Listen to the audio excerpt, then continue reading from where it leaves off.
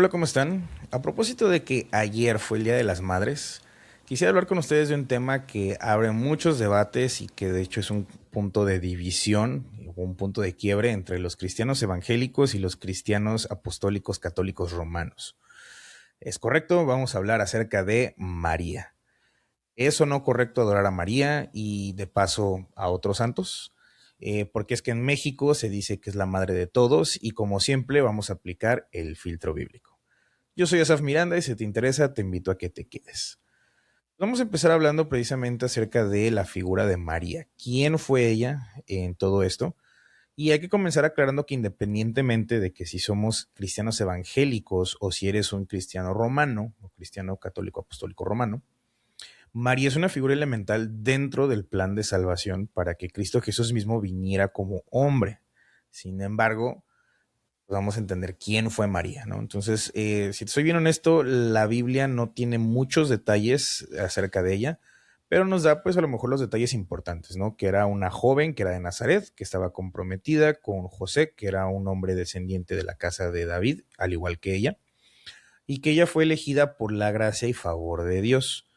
Y entonces vamos a encontrar a lo mejor más detalles de ella al inicio del Evangelio de Lucas, de ella y también de su prima Elizabeth, que fue la mamá de Juan el Bautista.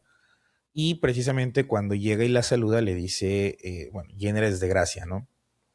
Si a lo mejor estás acostumbrado a la Reina Valera. Sin embargo, el término griego que se utiliza acá es el cachiretome, que quiere decir favorecida con honor especial.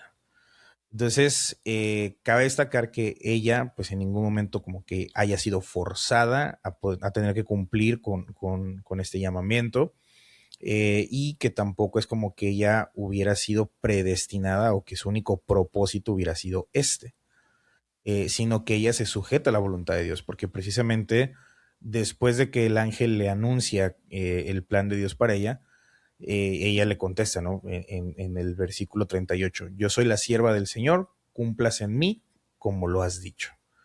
Entonces, podríamos destacar que por esto ella fue elegida para esta tarea porque era una mujer humilde, o sea, no necesariamente pobre, sino que actuó con humildad y que también era una mujer obediente y que se sujetó a la voluntad de Dios en este tema.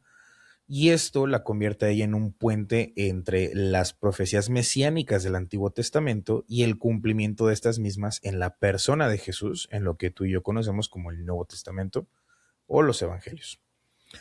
Entonces, ya que entendemos quién es María, aquí lo que quisiera ahora es destacar cuál es la diferencia entre la creencia de los evangélicos y de los católicos acerca de María. Entonces, vamos a empezar por lo más fácil, que pues es precisamente en lo que estamos de acuerdo todos.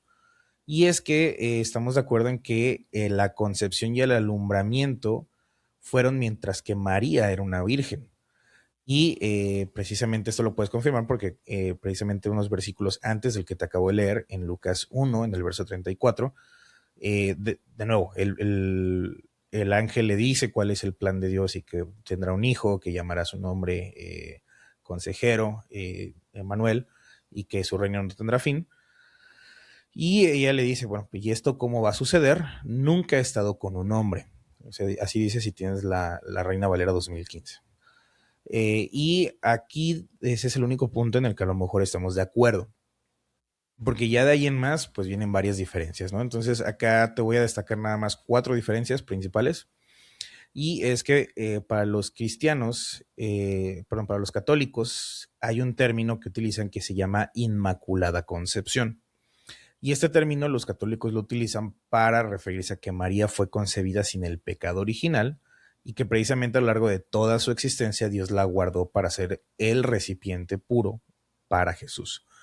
Entonces, esto dejaría fuera precisamente la parte de la predestinación, o sea, lo que te decía ahorita, de que María, pues no es como que haya sido únicamente diseñada para esto.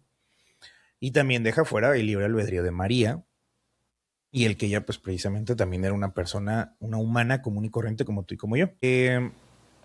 Esto lo podemos también ir confirmando porque pues, nosotros como evangélicos creemos que ella también era una mujer, un ser humano, te decía como somos tú y yo el día de hoy, y que ella también necesitaba del sacrificio de Jesús. Entonces no es como que ella fuera concebida sin el pecado original.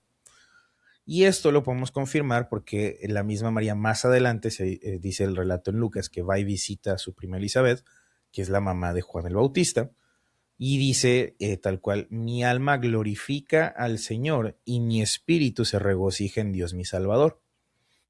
Ahora, la palabra que se utiliza en el texto original en griego es soteri, y esta también se utiliza para referirse a libertador o preservador. Entonces acá dice pues, que mi espíritu o el espíritu de María se regocija en Dios mi libertador, o Dios quien me va a preservar. Y de hecho, este término soteri nada más aparece dos veces, acá cuando lo utiliza María, y en la segunda es precisamente en la epístola de Judas. Judas es una carta pequeñita, nada más es un capítulo, y en el verso 25, precisamente cuando va cerrando la carta y va dando alabanzas ya para cerrar la carta, dice que glorifica a Soterio, glorifica al Salvador. Y a este Judas precisamente ponle un pin acá en tu cabeza, porque ahorita te voy a hablar de él también en el siguiente punto. Y precisamente en el punto 2, pues la diferencia es que los católicos creen que María se mantuvo virgen durante el resto de su existencia, y de hecho niegan que Jesús haya tenido hermanos. De hecho, ellos dicen que Jesús tenía primos. Sin embargo, pues precisamente te vas a encontrar algunos versículos en los cuales precisamente se refiere a que Jesús sí tenía hermanos y que de hecho lo buscaban. Entonces, empezando por el Evangelio de Marcos, en el capítulo 3, vas a ver que Jesús nombra a sus 12 apóstoles, y luego en el verso 21 de este capítulo 3 dice que fueron a una casa y que era tanta la gente que estaba en esa casa buscando a Jesús y a sus 12 discípulos que no podían ni siquiera comer. Y entonces tal cual dice acá en el verso 21 que sus hermanos fueron a buscarlo porque creían que estaba fuera de sí, o sea, que estaba como que actuando como si fuera un loco, ¿no? O nada más como llamando la atención. Y después más adelante, precisamente alguien se acerca con Jesús y le dice: oye, aquí afuera te están buscando tu mamá y tus hermanos. Y es acá donde viene el famoso, pues, ¿quién es mi madre? ¿Quiénes son mis hermanos? Los que cumplen la voluntad del Padre, esos son a los que yo llamo hermanos. Y este lo vas a encontrar también en el Evangelio de Mateo, en el capítulo 12, versos del 46 al 47, y es la misma historia. Jesús está dentro de esta casa y van y le dicen: oye, tu mamá y tus hermanos te están buscando aquí afuera. Y otro versículo en el que lo puedas encontrar también es en el Evangelio de Juan, en el capítulo 7, en los versos del 1 al 5, relata cómo es que Jesús sale de Judea y regresa a Galilea porque los judíos ya procuraban matarlo. Y sus hermanos precisamente le dicen, ¿no? De que, bueno, pues, ¿qué es lo que estás haciendo aquí? Si tú estás, si alguien busca llamar la atención, no lo hace algo en lo oculto, entonces regrésate a Judea. Parafraseando, ¿no? A lo mejor la versión que estés leyendo usa diferentes palabras, pero pues ese es el concepto general. Lo mandan de regreso a Judea porque, y también lo dice ahí precisamente del verso 47, que sus hermanos no creían en Jesús, no creían en su evangelio o en su ministerio. Y de hecho acá precisamente es el medio del asunto, porque la palabra que utilizan los evangelios en estos versos que te estoy diciendo es la palabra adelphoi, perdón, y se traduce literalmente como hermano. Y los católicos lo que hacen es que le quieren dar el sentido a que también se puede referir como a primos hermanos, o sea, pues, primos hermanos directos, ¿no? Como lo vendría haciendo Juan el Bautista. Sin embargo, pues lamentablemente no es así el sentido que se le da, y en el escrito original se utiliza la palabra hermanos. Entonces, la Iglesia Católica aún así sostiene que Jesús no tenía hermanos, sino que eran primos. Y por ahí después salió una teoría un poquito loca que decía que estos eran medios hermanos de Jesús porque José había tenido un matrimonio antes del de María, y precisamente causaba que que él hubiera tenido 4 hijos. Entonces, si te soy honesto, pues bueno, eso no tiene nada que ver, porque para empezar, José y María estaban bajo la ley de Moisés todavía, actuaban y eran educados bajo esta ley. Entonces, de haber sido así, uno, pues no le hubieran dado a Jesús el término de hijo de David, porque a lo mejor uno de los hijos de este primer matrimonio era quien le hubiera tocado ser rey. Y dos, que también muy seguramente no hubieran dejado que José desposara a María si ese hubiera sido el caso. Y si tú te preguntas de dónde viene esto, es precisamente de dos textos o dos escritos. Uno de ellos es el protoevangelio de Santiago, que se escribió durante el siglo II, Y el otro es el relato que se llama Historia del Carpintero, que se escribió en el siglo V. Pero pues en ningún lado en la Biblia ni en registros históricos de ese entonces, o historiadores, por ejemplo, no sé, Flavio Josefo, por ejemplo, contienen se refieren a ese tipo de libros o estos textos, o siquiera hay un registro de que José sí hubiera tenido una esposa antes. Y no, o sea, y de hecho por eso es que precisamente es que cuando José se entera que María está embarazada, dice que él procuraba dejarla en secreto para no difamarla, porque precisamente pues este iba a ser el primer matrimonio de ambos. Entonces, pues sí, por eso es que básicamente estos dos textos son considerados libros apócrifos y no los vas a encontrar dentro de ningún canon bíblico en ninguna Biblia, ni tanto cristiana, ni católica, ni a lo mejor alguna secta, ¿no? Simplemente pues no se reconoce. Y si lo quieres ver de alguna forma, pues a lo mejor son estas historias que a lo mejor tienen ciertos tintes o pinceladas afines a la palabra de Dios, pero no fueron inspirados por Dios, ni fueron registros históricos, ni nada por el estilo, ¿no? Si tú lo quieres, pues sería el equivalente, no sé, como a una brújula dorada o a las crónicas de Narnia el día de hoy. Nada más es eso. Entonces, una tercera diferencia es que los católicos creen que María era una mediadora o que es una mediadora entre la humanidad y Jesús, y que ella precisamente lleva peticiones a Jesús, tal como precisamente sucedió en el primer milagro de Jesús en la boda de Canaán. Y la realidad es que eso no. Entonces, los evangélicos, nosotros nos apegamos precisamente al solus Christus o solo Cristo, y que esto se sostiene, perdón, en la primera carta del apóstol Pablo a su hijo Timoteo. Tu Biblia lo vas a encontrar como primera de Timoteo 2:5, y leyéndote textualmente dice, porque hay un solo Dios y un solo mediador entre Dios y los hombres, que es Jesucristo hombre. Entonces, no es cierto que haya un mediador, llámese María o algún otro que tú le quieras nombrar. O sea, el único mediador entre Dios Padre y la raza humana sigue siendo Jesucristo. No hay más. Ahora, los católicos también creen que María como tal no murió, sino que fue llevada en cuerpo y alma al cielo. Y si bien pues la Biblia en los evangelios o en el libro de Hechos de los Apóstoles ya mencionan algo al respecto, nosotros como cristianos evangélicos creemos que al María haber sido una humana, naturalmente en algún punto de su existencia, pues ella llegó al fin de esta existencia. Y ella espera la resurrección final en la segunda venida de Cristo junto con todos los demás que creemos en él. Y aquí es donde también me gustaría ponerte lo que te decía, ¿no? El pin mental de Judas, porque Judas, precisamente, el que escribió esta carta, es uno de los hermanos de sangre de Jesús, o sea, también fue hijo de José y de María. Y es bien interesante que a lo mejor mientras Jesús caminó en la tierra no creían en él, pero después él pasó a ser un pilar fundamental, junto con otros de sus hermanos, entonces de la incredulidad pasaron al sí haber creído y después haber predicado el mismo evangelio que Jesús vino a traer.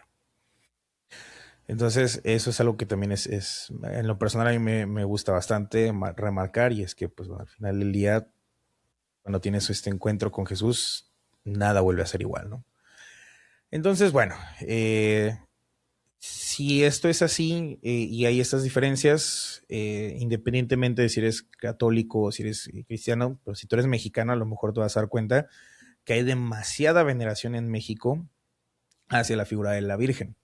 Y no necesariamente a la Virgen María, sino de hecho a la Virgen de Guadalupe. Y a manera de recap, de hecho, ya había hecho un podcast al respecto. Entonces, pues como te decía en ese podcast que dedicamos únicamente a ese tema, te decía que pues precisamente esto era un elemento de sincretismo que se utilizó por los monjes franciscanos para terminar con el culto a Tonanzi, y pues de ahí se inventaron la historia de Juan Diego, y de la Virgen de Guadalupe, y que precisamente las rosas y demás se le apareció ahí en la mantita que traía, y que por eso después ellos demolieron el templo a Tonantzin y con las mismas piedras construyeron la primera basílica de Guadalupe en el Cerro del Tepeyac. Entonces, si te recuerdas de ese podcast, y si no, pues por acá te dejo la tarjetita para que la vayas a ver. La cultura prehispánica tenían el culto a Tonantzin, y Tonantzin quiere decir nuestra venerada madre. Y precisamente esto era porque las culturas prehispánicas tenían en máxima estima a la figura materna y le daban un lugar superior a las madres porque precisamente pues eran mujeres que ya habían dado a luz y que eran claves para la preservación de la sociedad.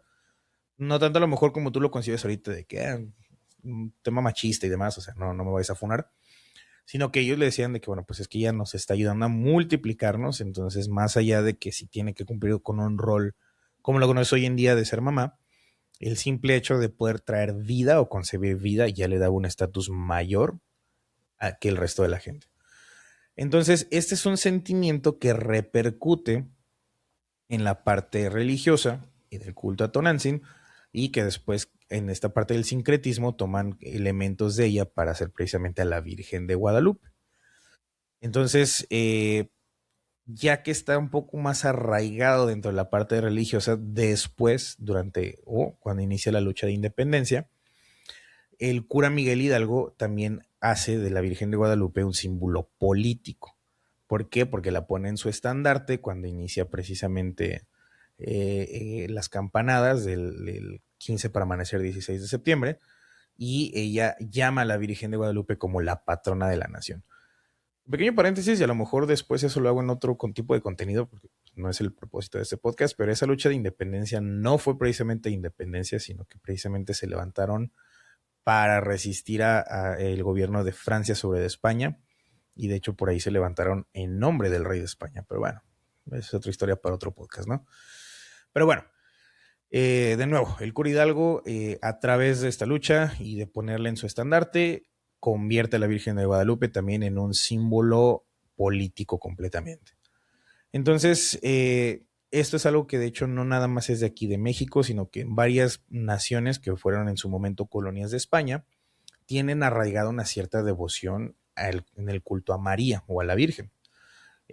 Y dicho sea de paso, en ninguno de estos tiene tanta intensidad como lo tiene aquí en México, por lo que te decía ahorita, por el fenómeno de Tonantzin y el peso político que después le da el cura Hidalgo.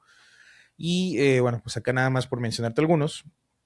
En Latinoamérica también se tiene el culto a ciertas vírgenes, que precisamente es a la Virgen de el Cacupé en Paraguay, a Nuestra Señora Aparecida en Brasil, que por ahí también te mencioné en otro podcast, a la Virgen de Chiquinquiara en Colombia, la Virgen de la Caridad del Cobre en Cuba y a la Virgen del Pilar o a la Virgen del Rocío en España. Y de ahí, por ejemplo, también en Italia, en Portugal y en Francia se tienen ciertos cultos, pero más como a ciertos milagros en específico y no a la figura religiosa como tal.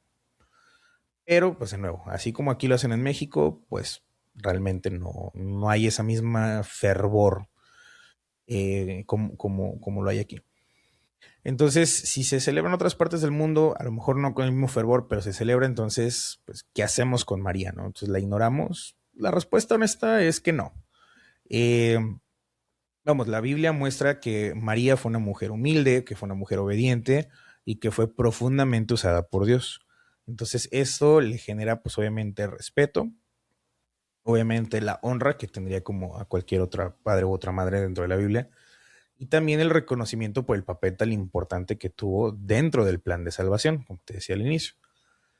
Pero aquí es donde está la diferencia, porque una cosa es honrar y otra muy distinta es venerar o exaltar o poner nuestra confianza espiritual en algo que no es Dios.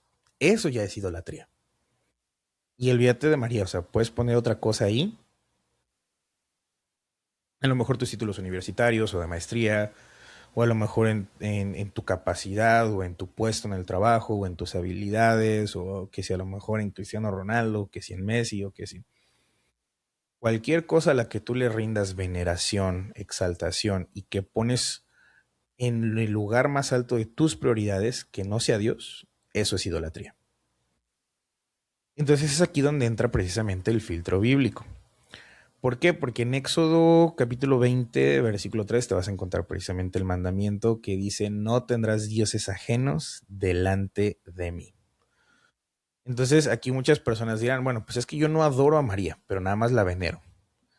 Pues la pregunta real es, ¿qué lugar ocupa precisamente esa veneración en tu corazón? o si es que estás poniendo alguna otra cosa en ese lugar de máxima veneración en tu corazón.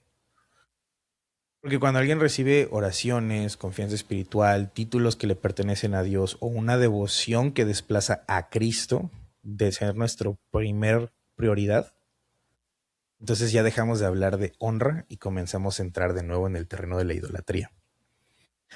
Entonces la Biblia, honestamente, y tú lo puedes leer de pasta a pasta, la Biblia jamás enseña que María sea una salvadora, que sea una mediadora o que sea una intercesora universal.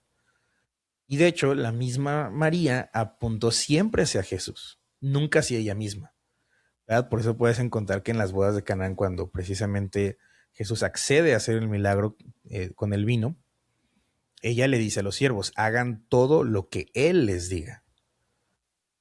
O sea, a lo mejor eso es algo que podríamos tomar nosotros para hoy en día también. Entonces, antes de tú ponerle una veladora o hacerle un rezo, pregúntate también qué es lo que ella diría, y precisamente eso es, hagan todo lo que Él, o sea, Jesús, nos diga. Y este siempre ha sido el enfoque correcto, Cristo.